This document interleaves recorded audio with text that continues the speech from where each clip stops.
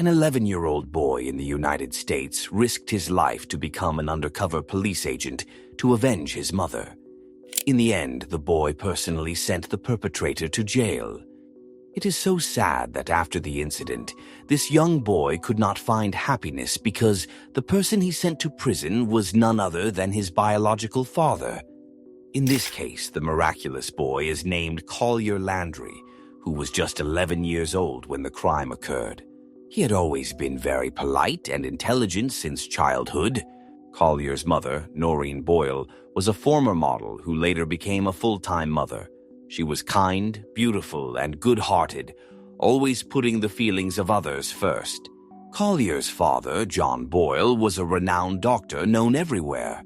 Not only was he skilled in medicine, but his patients also loved him. Many women considered him the ideal husband, and his income was very high. His earnings allowed the family to live in an affluent area in Ohio, United States. In March 1989, they adopted a young girl from Taiwan. To outsiders, the Boyle family must have seemed very happy. However, the reality was quite different. Over time, Noreen no longer possessed her youthful beauty, and John began to take liberties outside of their marriage. Over the years, he had been involved with at least 20 women. As a result, the couple had long since lost any mutual affection. Despite this, Noreen never dared to divorce her husband to provide a better environment for her son. Everyone has their limits.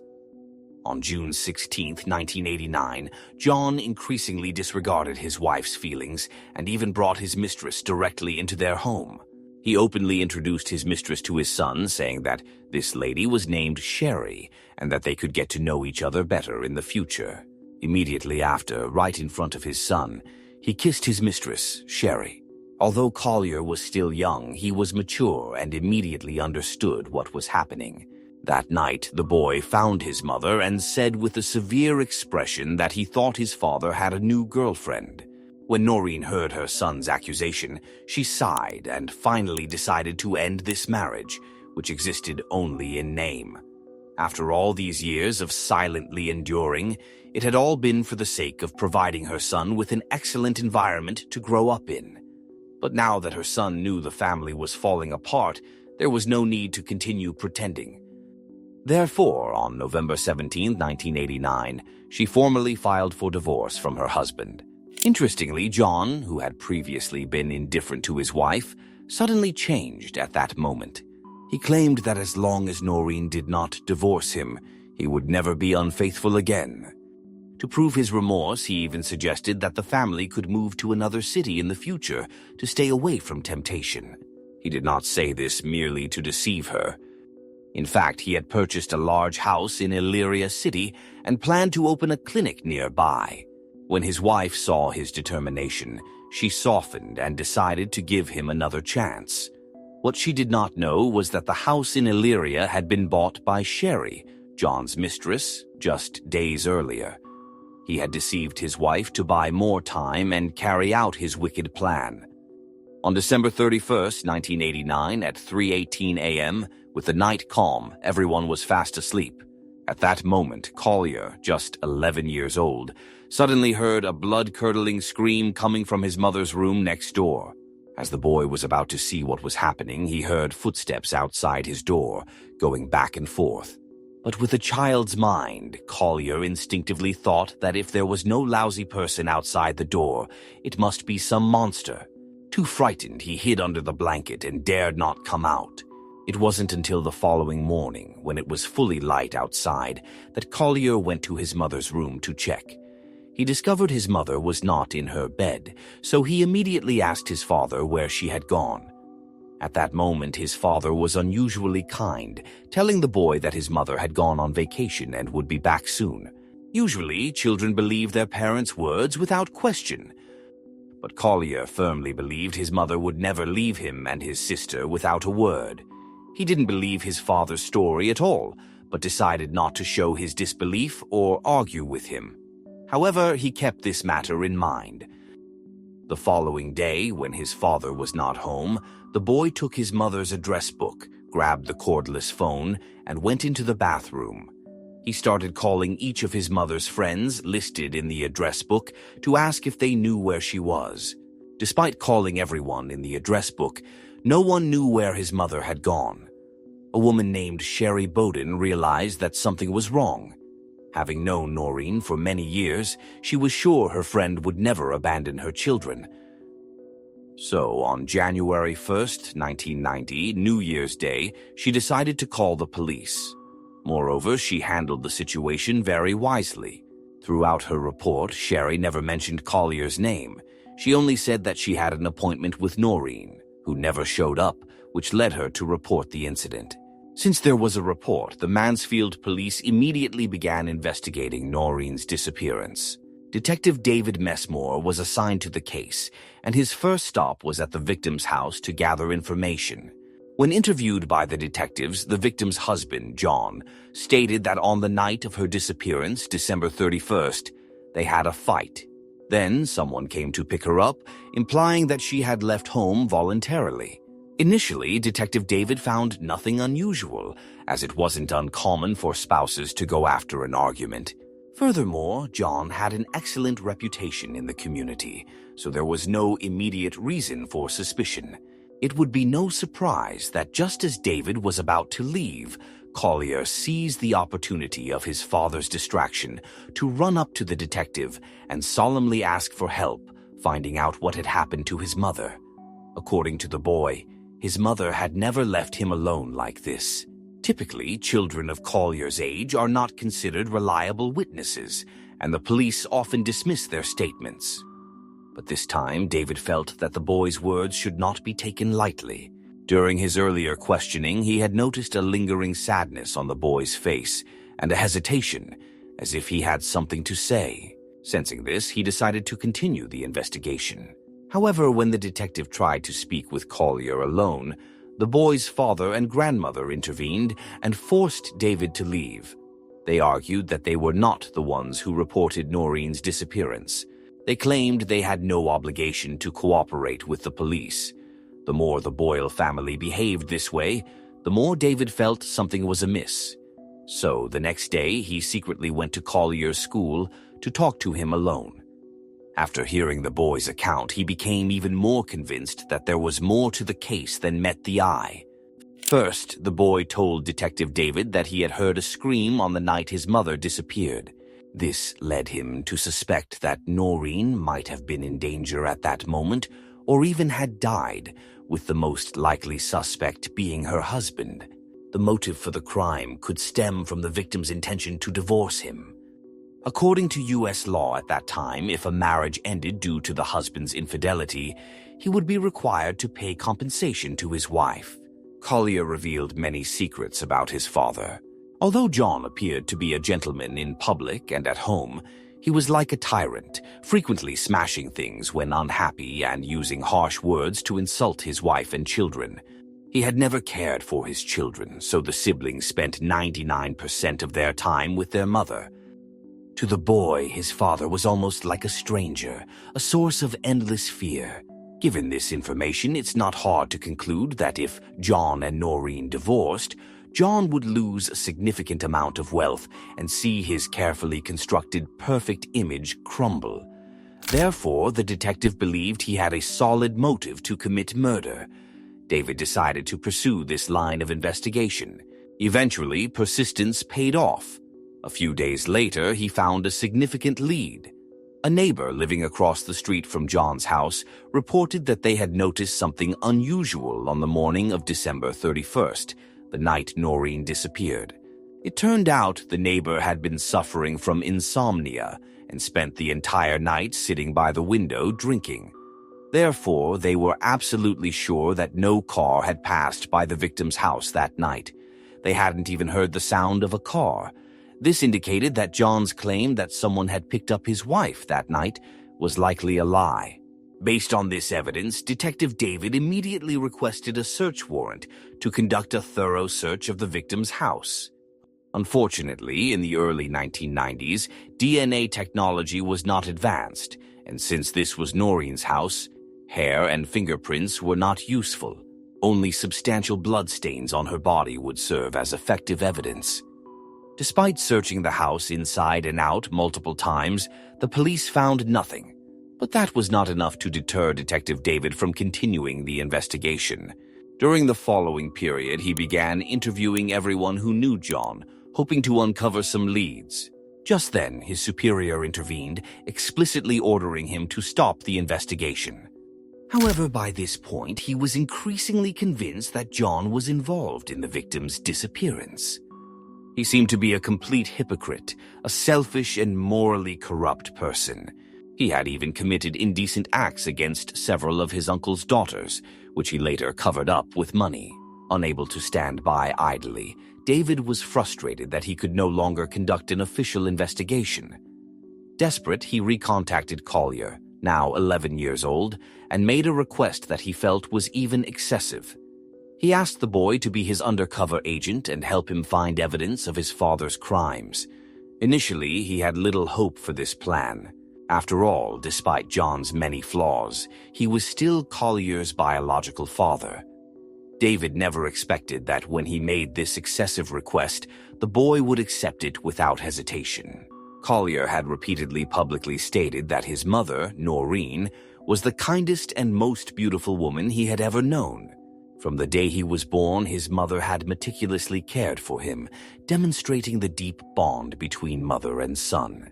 On the other hand, John had never fulfilled his role as a father, not even for a single day. Compared to this profound connection, the blood tie with his father seemed insignificant. Thus, an undercover operation officially began. Despite being only 11 years old, the boy was not to be underestimated. According to Detective David, Collier displayed a maturity and composure that were completely inappropriate for a child his age, surpassing even many adults. First, the boy discreetly observed every move his father made. Then he meticulously recorded everything his father did daily, including trivial details like how often John went to the bathroom or when he went to bed. Collier would hand all these notes to Detective David every few days. Ultimately, this led to the discovery of a significant lead. Remember I mentioned earlier that John had bought a house in Illyria for his mistress. According to Collier's investigation since his mother's disappearance, his father had been busy renovating the new house, visiting almost every day. Each time he returned, he looked exhausted, as if he had been doing heavy work. It's important to note that even if a new house is being renovated, a construction team should typically handle such tasks. There was no need for him to do the work himself. Thus, the detective began to suspect that it was likely Noreen was buried in the new house in Illyria. This would explain why John came back each time with a sore back, as he was likely burying the body.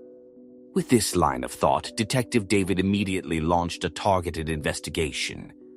It wasn't long before he found the manager, Michelle Bart, who had sold the house to John. According to Michelle, when John bought the house, he seemed particularly interested in whether the basement floor could be removed. The manager found this request very strange because the basement was beautifully finished and was one of the main selling points of the house. Usually, no one would want to dismantle it. Moreover, the victim had not yet disappeared when he bought the house. Therefore, David had reason to believe this could be a premeditated murder, with the basement being the predetermined place to hide the body. Additionally, he discovered that John had purchased an excavation drill at a hardware store near the new house, which further confirmed his suspicions. The problem was that David's superiors had explicitly prohibited further investigation into the case. So, how could he continue his search for the truth? At that moment, young Collier suddenly called the detective to inform him that his father wanted to kill him. It turned out that during the investigation, John had begun to suspect there was a spy in his midst. While he couldn't be sure that his son was the spy, he decided to eliminate him. After all, they were the only people present on the night of the crime, thus posing the greatest threat to him. So, just a few hours earlier, John suddenly and kindly told his son that he would take him on a vacation abroad the following day. Knowing that his father had never taken him out to play since birth, Collier immediately sensed something was wrong and even perceived a hint of danger. This prompted the boy to call Detective David quickly. This urgent phone call provided David with a breakthrough opportunity. Given the importance of child protection in the United States, after receiving the child's distress call, he quickly obtained permission from the Child Protective Agency to take Collier and his 3-year-old adoptive sister Elizabeth to a child shelter for their safety. This move finally allowed him to talk to 3-year-old Elizabeth. After a long, guided conversation, he obtained critical information that could directly incriminate John. Although the child's verbal skills were limited due to her age, she used dolls to demonstrate everything she had witnessed that night.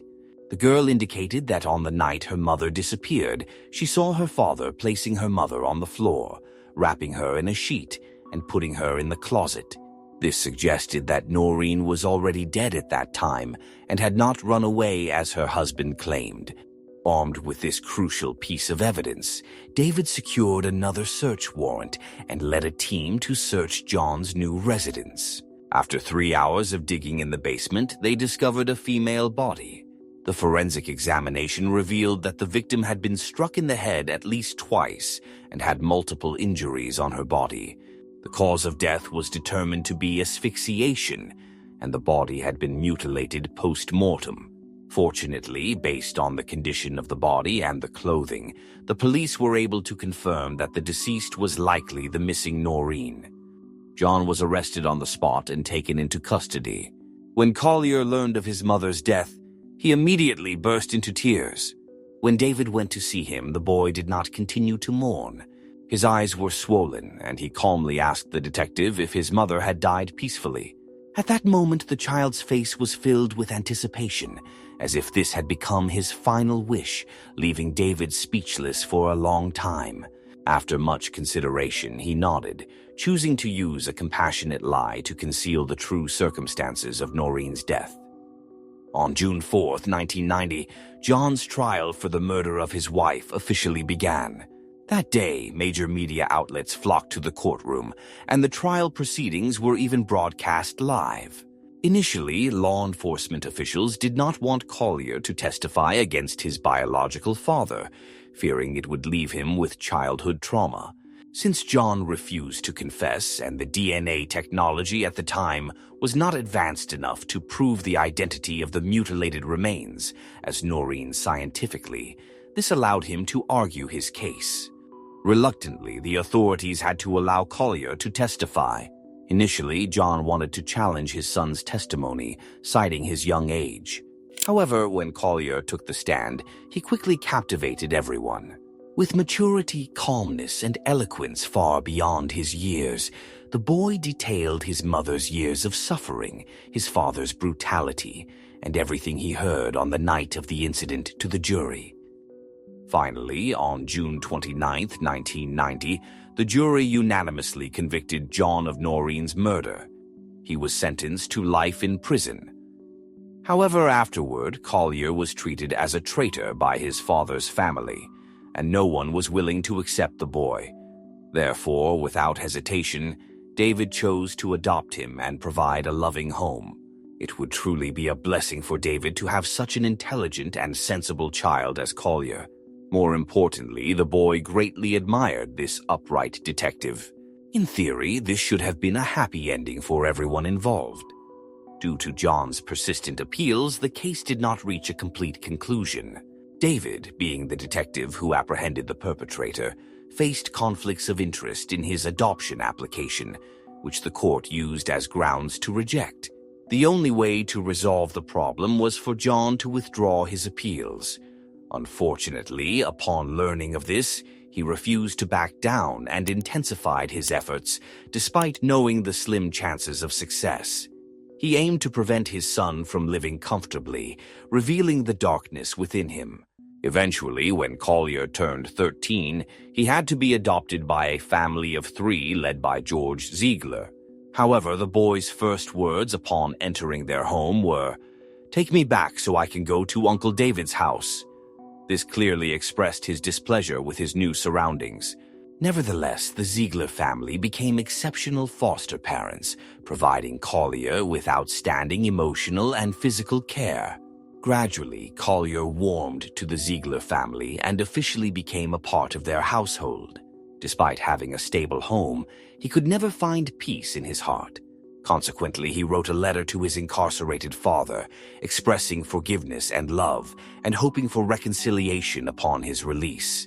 This act demonstrated his honesty in letting go and forgiving at such a young age. In contrast, upon receiving the letter, his father responded with rage, filling his reply with insults and vulgarities, showing his inability to accept forgiveness or change his behavior. Despite this, Collier never stopped trying to persuade his father to change. For the next 6 years, he continued to write letters to him day after day, year after year. Among the more than 500 responses from John, the vast majority were filled with insults and abuse toward his son. Gradually, Collier had to admit that his father was truly beyond redemption. After seeing his father for the last time in prison, he never contacted him again. Fortunately, he was not influenced by his father. In adulthood, he became everything his father was not: a hardworking, intelligent, kind, and humble person who always considered others. Over time, through his diligence, he became a model and a professional photographer, completely leaving the past behind and embarking on a bright future for himself. Although Collier was only 11 years old, he persistently followed his father's actions and gathered evidence to expose the truth. The boy displayed remarkable maturity, not only in gathering evidence but also in overcoming emotional trauma. His honesty and courage became a shining example for everyone, especially young people. Collier's story is a testament to his extraordinary spiritual strength and firm belief in justice, serving as a great source of inspiration for those facing difficulties and injustices in life.